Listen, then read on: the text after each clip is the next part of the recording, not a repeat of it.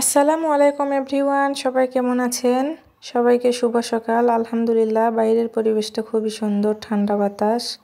আজ আমি রান্না করব সকালের খাবারে করলা আলু ভাজি ও শুটকি মাছের ভর্তা। খাবারগুলো যদিও হয় সাধারণ, কিন্তু খেতে কিন্তু অসাধারণ লাগে। যারা এভাবে ছোট দেশি আলু ও করলা ভাজি খেতে পছন্দ করেন অবশ্যই কমেন্টে জানাবেন।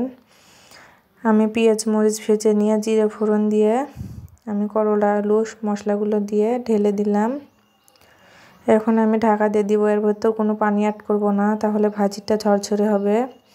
দেখুন আলুগুলো ও করলা সিদ্ধ হয়ে গিয়েছে, সুন্দরভাবে ভাজি হয়ে গিয়েছে। এখন আমি চুলায় আরেকটি কড়াই বসিয়েছি, শুটকি মাছ ভর্তা বানাবো। এখানে রসুন ও পেঁয়াজ কুচি সুন্দরভাবে ভেজে নিব।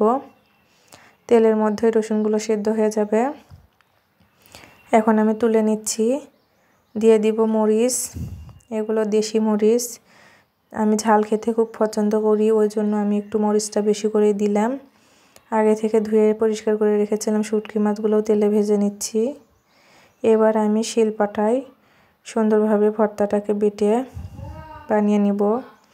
আমি লবণ দিয়ে দিয়েছি মরিচে, এখন সুন্দরভাবে বেটে নিচ্ছি। যারা শুটকি মাছ ভর্তা পছন্দ করেন অবশ্যই কমেন্টে জানাবেন। হয়ে গিয়েছে আমার শুটকি মাছ ভর্তা। আজকের ভিডিওটি এই পর্যন্তই। কেমন হয়েছে কমেন্টে জানাবেন। আল্লাহ হাফেজ।